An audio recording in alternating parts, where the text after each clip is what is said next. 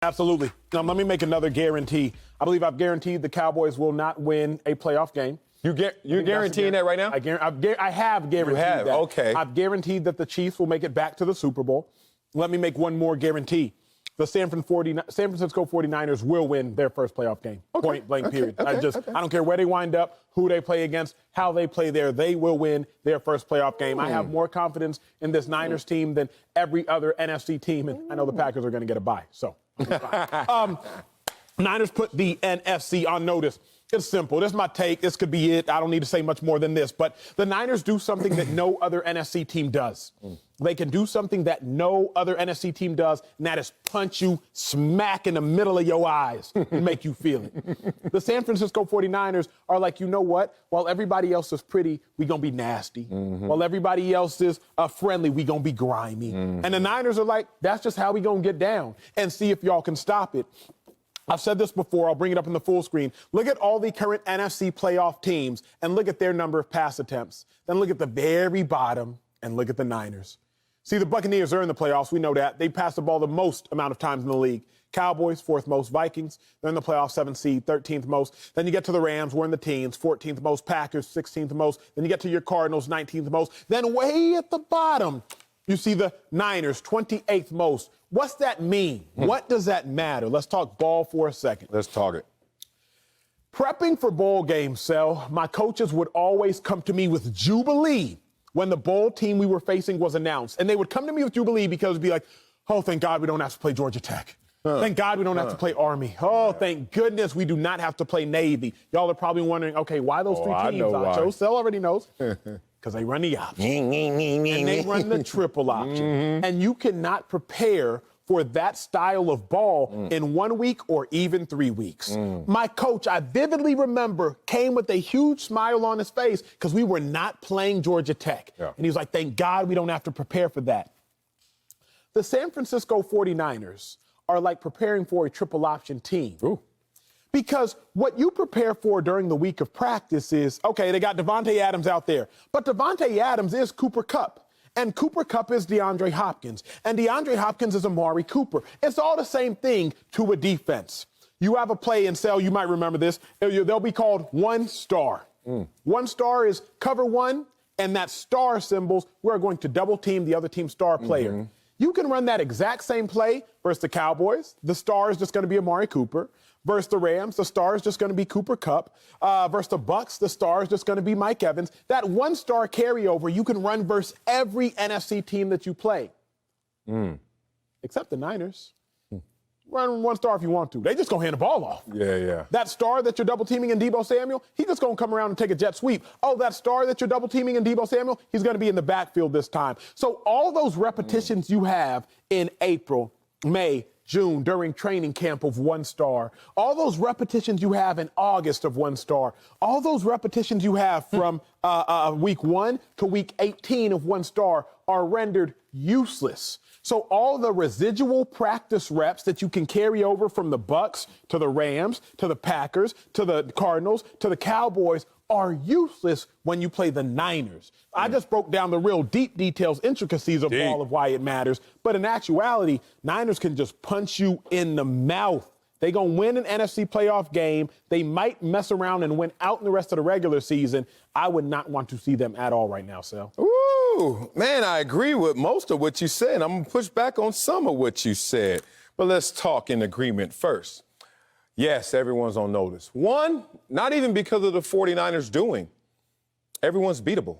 Everyone, including the 1 seed Green Bay Packers. Every team, especially in this NFC, know that they're on notice because everyone's beatable. Let's start there. But they've won 5 of their last 6, 6 of their last 8 for a reason. We see them out there scoring points, too. 30 or more points in 4 of the last 6 games. So they tilting. Now, why are they tilting? You keep talking about this running game. I didn't hear Jimmy G's name anywhere in there. Let me tell you who Jimmy G is. Kyle Shanahan knows. Oh, Kyle Shanahan right now out there buying 2 gifts, Christmas presents, and what he going to give him in the offseason to stay, beg him to stay, because Kyle Shanahan with Jimmy G is 30-13. That's almost 700 win percentage. Without Jimmy G, 7-28. Y'all say what y'all want about Jimmy G. He is the straw that makes this work. When you talk about, the passing game, not as great as we desire, but the running game is there. Well, Jimmy G also has to give that defense, especially those safeties, enough fear where they just don't come down in the box against this running game. So a little golf claps for Jimmy G. Let's talk more about that winner and that Midas touch that Jimmy G has, because now it's adding up for this team to have a simple formula. Run the damn ball and play defense, and that's what they could do. That is playoff football. I respect it. But let's talk about it for real. One, I'm scared. I don't know if this team can go far. I think this team can make impact. I think this team could, like you said, win the first game potentially, depends on the matchup. But when you're averaging 25 points a game, 13th, not the end of the world, right?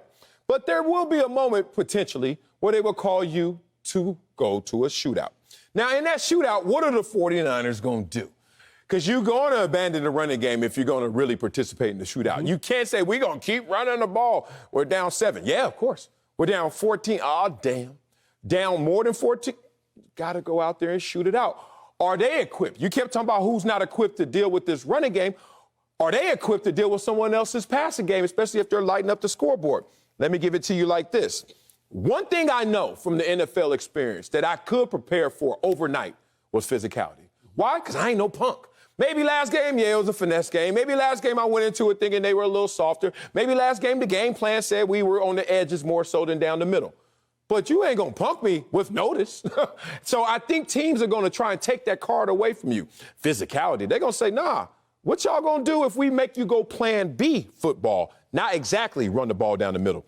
My last 2 points are of levity. One, I didn't have braces. You saw that video of me when I was hey, man, they just worked out. Heller. Second one is, why is the University of Texas playing Army in a bowl game? Are y'all that sorry? What happened to y'all? Woo! Well, was Columbia busy with that? What's wrong with y'all? When you said that, the only thing I can think of, y'all sorry. What was our record? 6-5? 8-5 that year. No.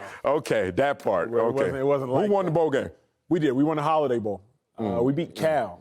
Y'all should have took a holiday. Y'all should have took a holiday. Not playing that bowl. That's kind of demeaning. All right, go ahead. No, I think you make a good point in that, yeah, teams can mentally prepare to play the Niners. But here's a problem, and this is what I don't think fans realize, man. No diss to y'all at home. So many people just think we show up on Sundays. Or they have some degree of, surely they practice, but they don't know the nature at all of what an NFL practice consists of. Realistically speaking, Tuesday, you're off. No. How'd y'all do it? COVID. No, I was kidding. They played yesterday. Let me stop. I'm like, Tuesday, you're off. Yep. Monday, you watch film. Wednesday and Thursday is your hard practice. Friday is a walkthrough, glorified walkthrough, how we got down. Saturday, you rev it up a little bit, primarily a special teams day. Yeah, right? Saturday's really a special teams day. Chip Kelly, boy, who's out there sprinting. Y'all were revving it up on Saturday? No wonder y'all was sorry. The hell wrong with y'all? Sprinting on Saturday. Crazy. He had the Olympic training method. I'll talk to you about it off mic. What that is to say is, all you have in preparation for the 49ers is 2 days of practice and a mental day on Friday. All you truly have as a starter is roughly 80 plays. Literally, y'all, you have 80 plays to prepare for a game. The starters will probably get 40 plays on Friday and full repetition plays, and about 20 on Wednesday, 20 on Thursday. I'm not talking small 7-on-7 drills. I'm talking 11 on 11. That's really all you're going to get during the course of a practice. So with that being said, that's just not a ton of time to prepare for a team when you don't have a bank to draw from. Yeah, good point. I forget who I was talking to coming to here. He's my homeboy. We was talking about test taking, and he was like, yo, I'm not prepared to take this test. He has to take a test to get his therapy license. In fact, I'm not prepared to take his test. I was like, you do realize you always test better typically the second time. Yeah. Because the first time you have first time you just draw and blank. Second time, you have some residual knowledge to pull from for the second test. In the same manner, when you play a team like the Cowboys, you can pull from that residual bank of the Bucs because you're going to carry over 85% of the plays. When you play the Rams, you can pull from that residual bank of the Cowboys because defensively, you're going to carry over 80% of the plays. When you play the Niners, you don't really have as large a residual bank to pull from. It'd be like taking a new test. You have no residual knowledge to pull from. You just got to study and hope for the best. That's truly why I think the Niners are in the best situation to put everybody on notice and take a game. And they're not alone in a good situation. Talk about the New Orleans Saints. If they could find a way into the playoffs, look what they did to not only Tom Brady. Y'all remember week 1, Aaron Rodgers? Everybody talking about, oh, no, it was his offseason and interviews. Nah, New Orleans now. Brady, Rodgers, New Orleans defense, and that pass rush, good luck to y'all. I give you this.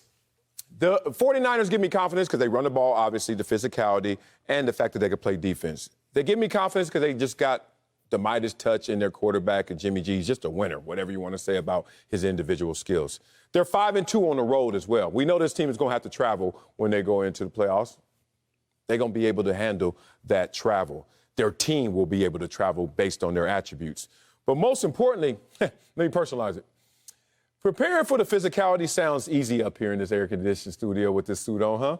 Because I wouldn't have to go against Trent Williams. Good Lord. I got a story. I got a story after you. Okay, good. I got a nickname for him. I ain't never met the man. Trent Williams. This dude, I have not seen one pass rush at that dudes against Trent Williams that has been effective. Give me a story because I would have retired on sight. I would have pulled the Buffalo Bills dude if I saw that. Trent Williams, he was playing for Washington. I was playing for the Eagles. How big is he first? How big is he? He got to be 6'5", maybe 335. Yeah, but like hamstrings up here? Yeah. Hamstrings here? First start, and somehow I end up on my back. I don't think I got. No, I ain't know somehow. I swear. I'll find the film. Well, how? I don't remember. Even worse. But somehow I end up on my back, and here comes Trent from a distance. Doing what? About to pile drive. On top. I'm laying on my back, and here comes Trent about to just put all 3 score to end my life. Just, So you know what I do? I put my leg up. Yeah, you got to. I put my leg up. I'm like, you gonna get a cleat right to the gut. I'm just gonna dissect you like a 6th grade science class project. Anyway, it didn't work. My leg was not strong enough. He broke your leg? Boom. All of a sudden, I got like a hand to my throat. I'm getting choked. By who? Trent? What you mean who? I'm getting choked by Trent. Here comes number 72, Cedric Thornton, my dog, defensive tackle for us. He saw me out here. He get Trent. Hey, get off him, big dog. Get somebody your own size. I was like, thank you. Yo, Trent a different type of beast, bro. Golly. He's a different type of killer, bro. Oh, that's a killer. Different type of killer. Oh, that story was perfect, except you don't remember how you got on the ground, but you remember number 72, Cedric Thornton. You remember those who saved your life. He saved my life. I want to know how you put your life in harm's way. That's all I want to know.